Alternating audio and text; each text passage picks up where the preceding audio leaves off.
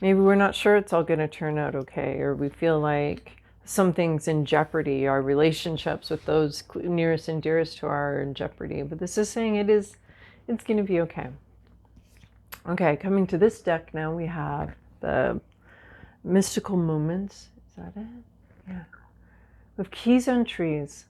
Really similar message. Actually, I feel like it's clarifying what we already have on this. This is that the answer is there. So solutions are available. Now, we may have to go through a couple different attempts at finding a solution. So this elephant is up in this treetop. These treetops have a lot of keys. So the elephant can free themselves from the situation, but they might have to try a couple different things. We're hopeful that the key that they have first selected is the correct one, is the one that's going to do the trick, right? Because in many ways in life, there's not like correct keys, right? It's just like we try some things, they work, they don't work, they halfway work. And that's not true with keys. They either work or they don't. They don't halfway work. So, I mean, maybe, I don't know what's going on inside a lock, but my experience outside the lock of putting a key in the lock is that it either works or it doesn't. It's not really something that can be finessed. So, but with this card, I just see a difficult situation, yes, which is what these two cards were sort of alluding to. They were sort of like the other side of looking at a difficult situation, and looking at it very like it's going to be okay, and your people, your loved ones are going to be okay, for hopefully. But that's what this is saying. It's going to be okay. Here's the situation, though. The situation is you are in a difficult spot. You did not put yourself there. You did not willingly go there. Some other situation, somebody else said something, someone else did something, and it's put you in a bit of a bind. And right, this elephant did not like willy-nilly traipse up this, this spiral tower and get stuck and then lock itself in a cage in the top. And there's like a lot of things that have to go wrong in order for that to happen. So it was lured there, it got there, someone else did something to get you in this stuck situation. But there's all these options. There's not just one option. So you have a bunch of different ways to get out of this. And this card is about finding the one that works, finding the right one. And then we have, this one surprised me a lot. I wasn't expecting this. This is my dear friend. This is about a long-term relationship. This is about you and your loved one, and your loved ones are safe. This is someone that you've grown up with.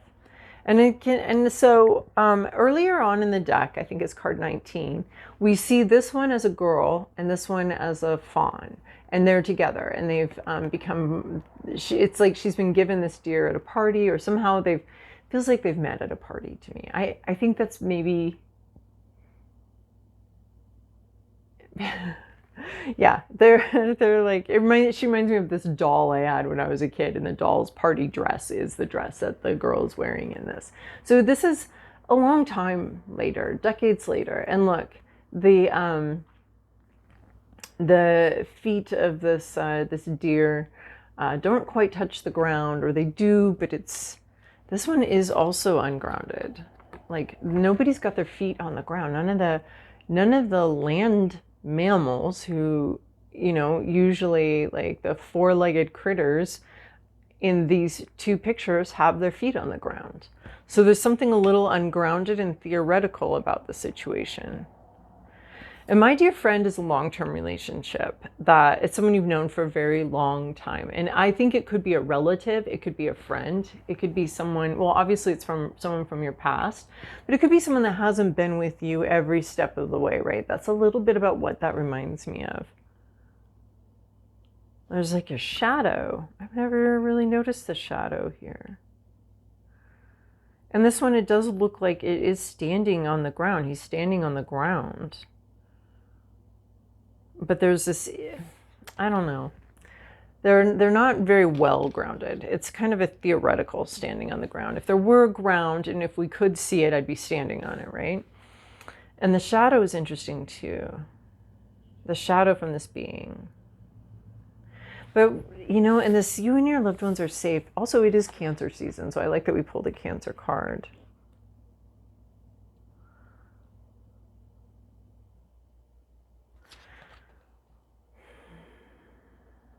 There's something that came in with this.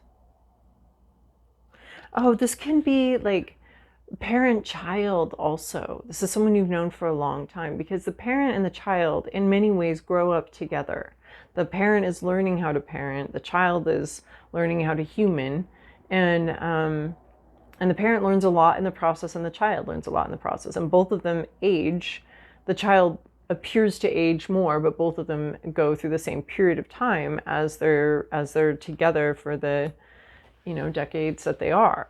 So that's what was coming in for me, like a little bit of a parent situation there. But this is someone you've known for a long time. And my dear friend is interesting because maybe it's someone you do have a really positive relationship with, but it's not necessarily been consistent. All right, and then I'm just going to take one from Tiger Breathing Bears deck. Mouse.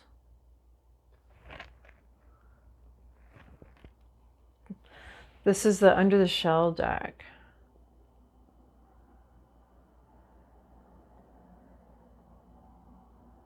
It's a small thing.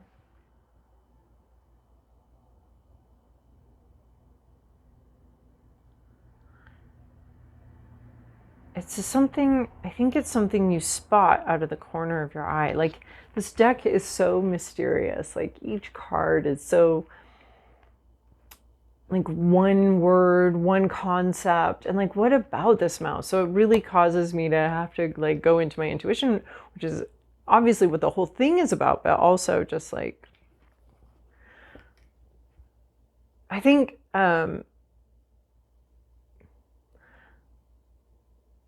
someone's on their way home. I think something may be spotted out of the corner of their eye. It's kind of like a niggling little thought. I almost hear like a scritch, scritch, scritch with it. But they're not home. They're not at home. They're on their way home. And there could be, I see this as like difficulty in travel, like trying to get home. And then there's this, like none of these are home. None of these are at home. This one is saying someone's on their way home. But I also want to highlight that we have the elephant and the mouse. And that's a pretty classic fear combination, right? We have this mouse, the elephant is so big and so strong and so powerful. And the elephant does also relate to family too here. So there's somebody you're very close to. It's going to be okay and everyone's going to be fine in the end. But there's someone you might be very close to, but there's a lot of anxiety and fear in the relationship. And it also could be something very small that is frightening to you. Maybe it's one word. Maybe it's one object. It's fairly small, but I think it could be creating a lot of anxiety here. A surprise, like almost like how I felt when I saw this. Like, what? What is that? What is this? And it could be a very small thing that that creates a lot of anxiety and fear. Startling.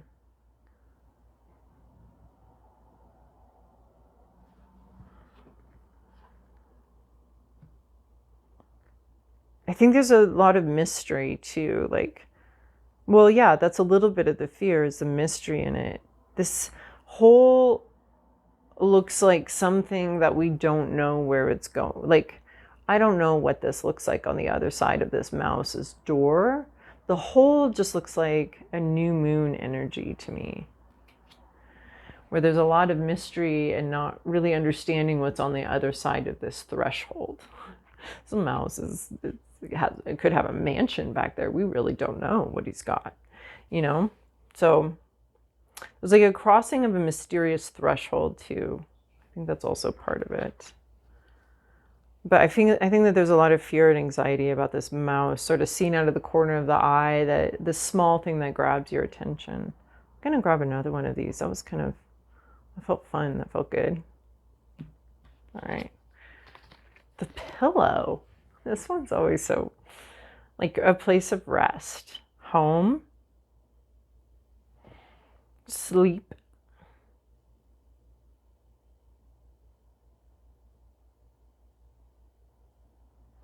the mind at rest and ease. I think that this pillow might be connecting with this, the outcome of the mind at rest and at ease, or trying to be. Very sleepy time here.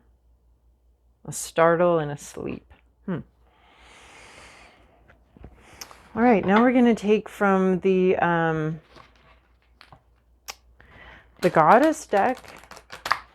I'm going to start off the tarot reading with 2 cards from this. I'm going to put a card on the energy, the external energy, could be a person. We'll find out more when I layer the tarot on top of it, and your to-do list. So I'm just going to pull the cards, put them in their placements, and then we'll discover what they are as we go. So this one is the energy that surrounds you, and this one is your to-do list. Kind of like it. It's a little lazy.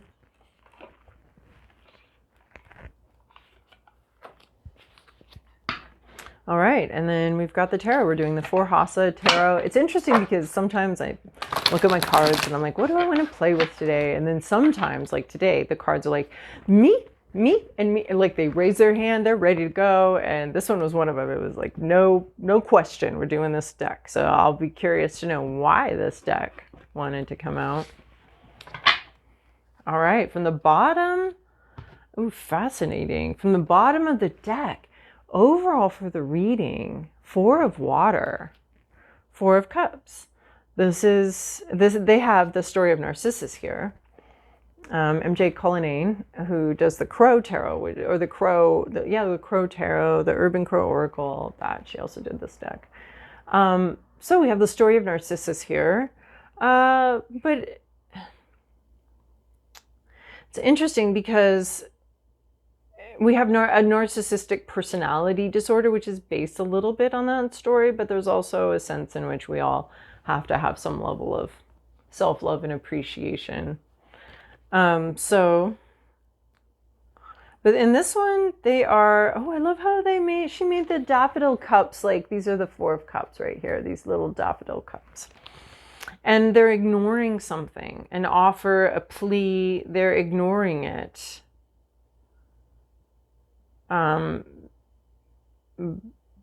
Usually the 4 of cups is about like uncertainty, an offer coming in, but you're not seeing it or seeing how important it is, or it's a repeat pattern. Like she's like, I would love myself, but why?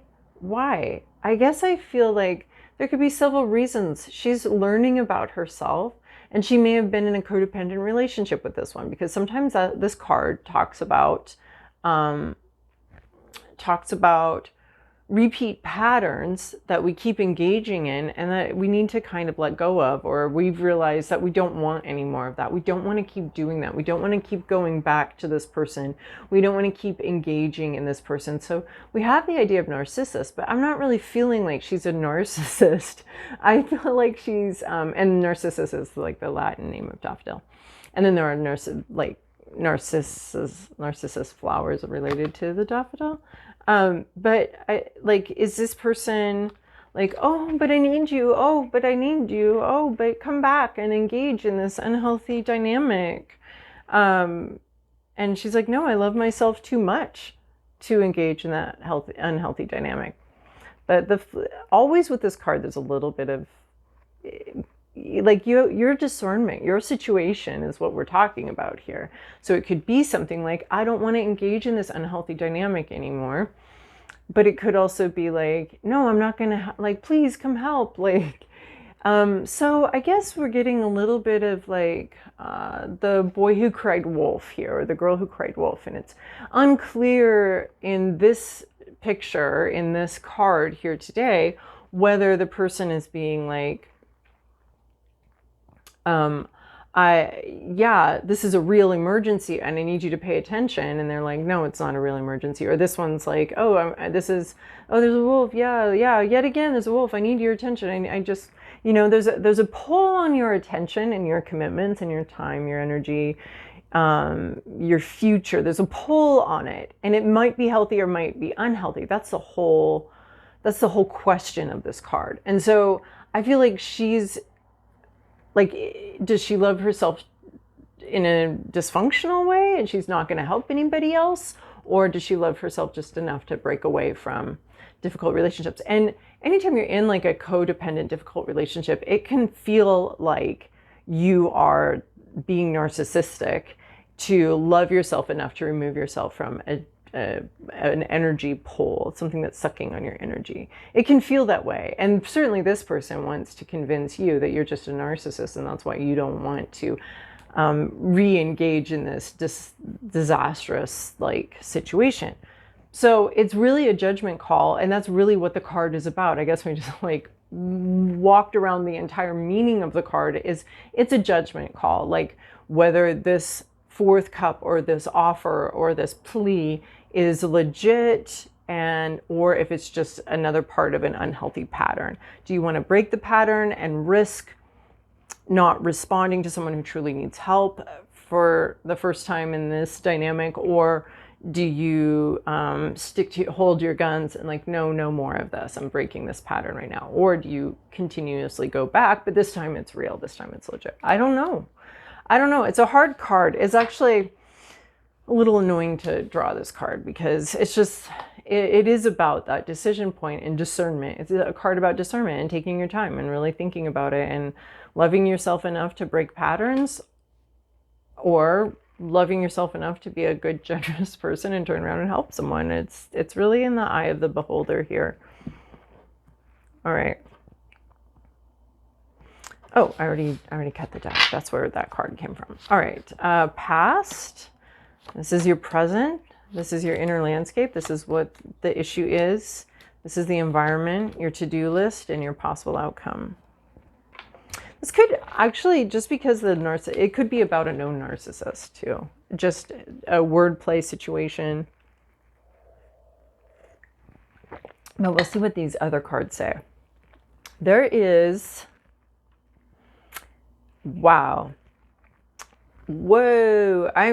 This is, I think, what triggered my comment just now about this could be a narcissist, because in 1, 2, 3, 4 of these cards, you have someone with horns on their head. Now, this is an all-female deck, and that's what the artist chose to do with this deck, and they all have horns on their head. They're all either she-devils, or there's a devilish energy here.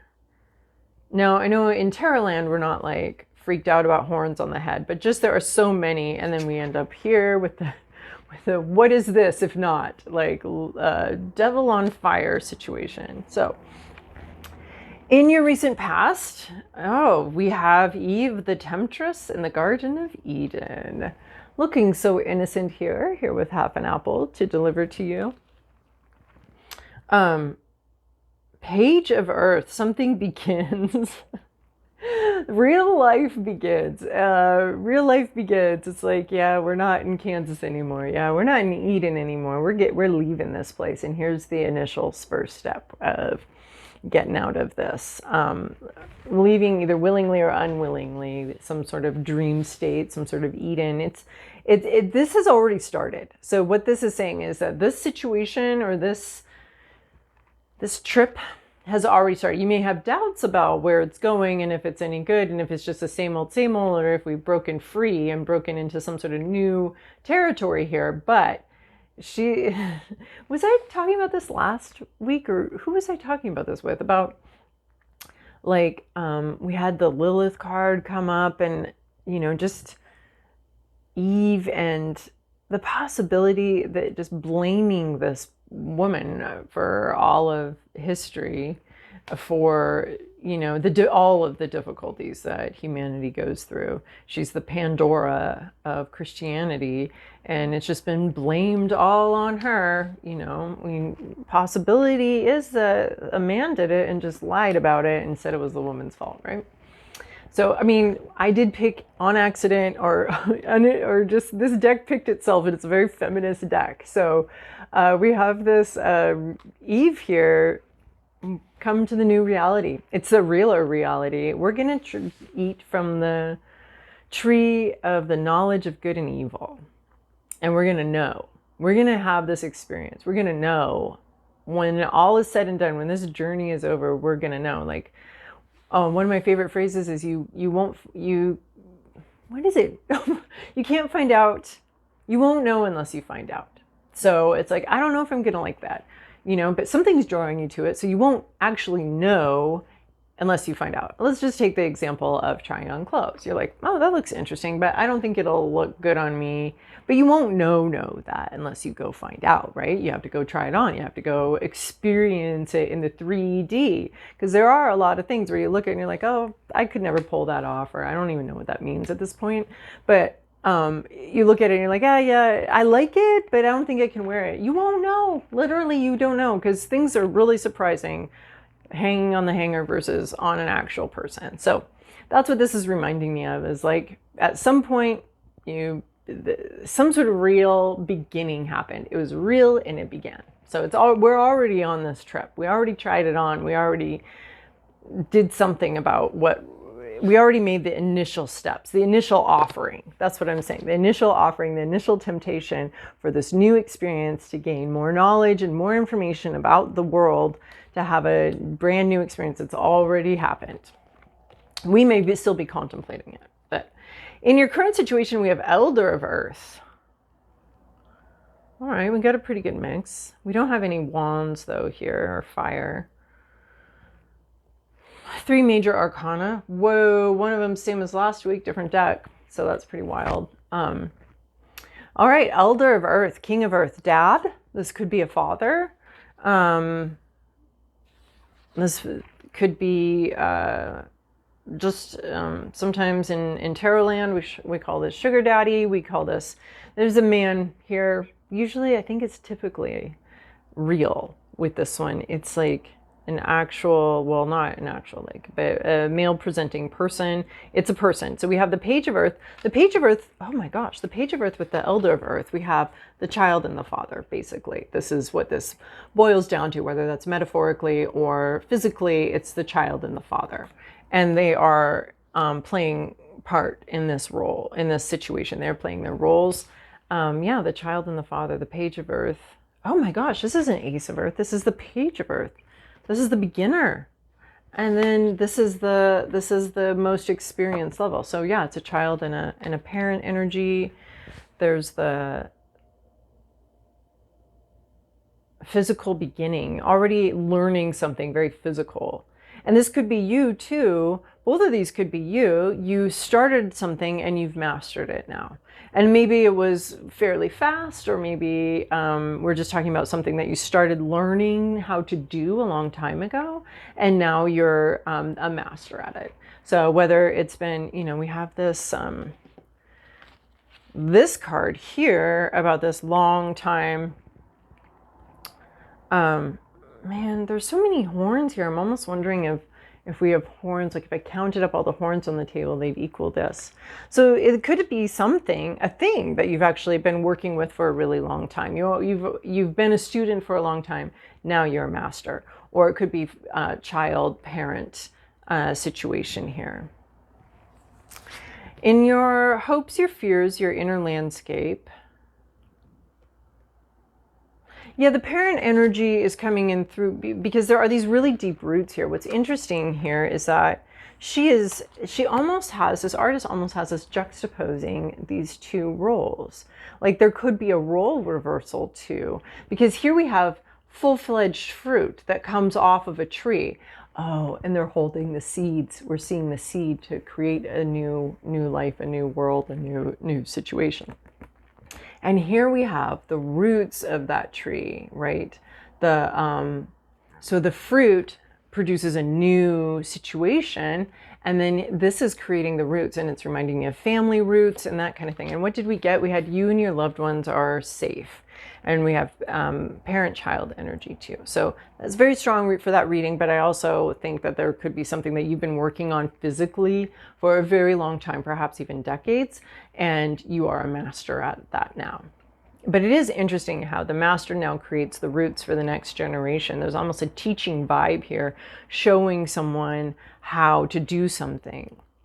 You're creating the roots and the foundation for the next fruiting. And then the newbie holds the fruits of your labors in their hands, everything you learned, how you learned to cultivate your orchard, and the newbie has that all in their hands, and they can plant this seed.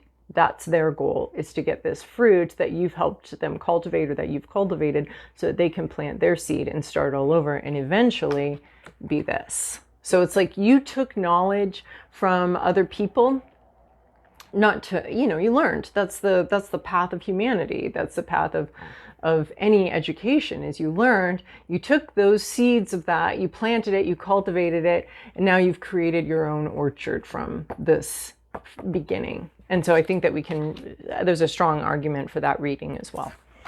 So, and maybe they're not mutually exclusive.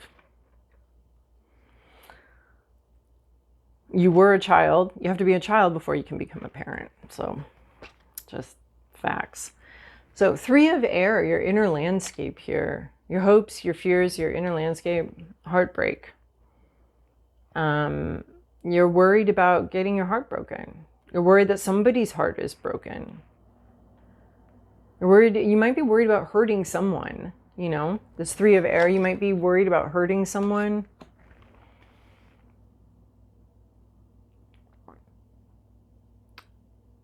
You might need to hurt someone, but you might also be worried about hurting someone or being hurt in the process. And this could be a heartache between parent and child, this heartache between several people. But yeah, this heartache thing is making me see this more as like and then this family situation and that kind of thing is making me, you may be worried about getting your heart broken or breaking someone's heart in this process, because there's theoretically love between family members, especially parents and child. So we again have this card, you and your loved ones are safe, reassuring you, but you could be very worried about getting your heart broken here. What's an issue here is the Lovers. So this is definitely starting to be a relationship reading. So the Lovers, the Lovers can talk about people we love, but it's in reverse. So it's someone it's a breakup, it's a separation. We have lived in fear of heartbreak, fear of breaking others' hearts. And so we haven't really followed our heart here. We haven't really gone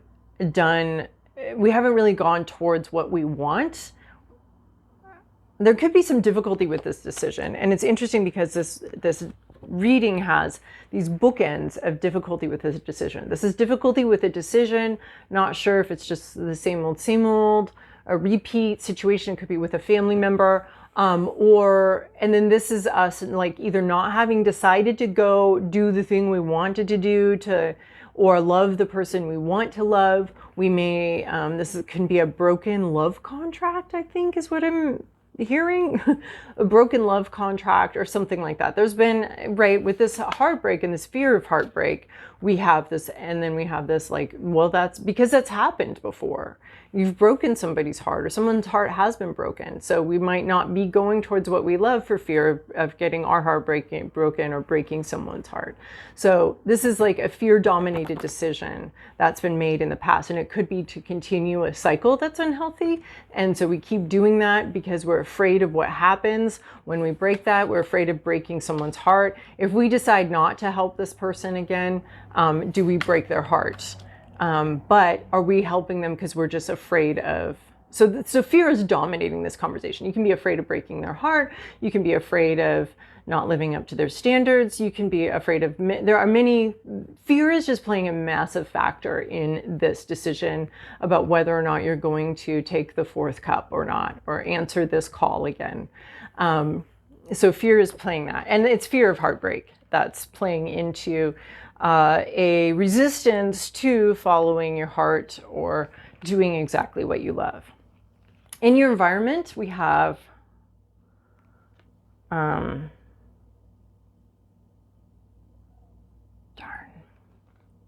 Just realizing I'm running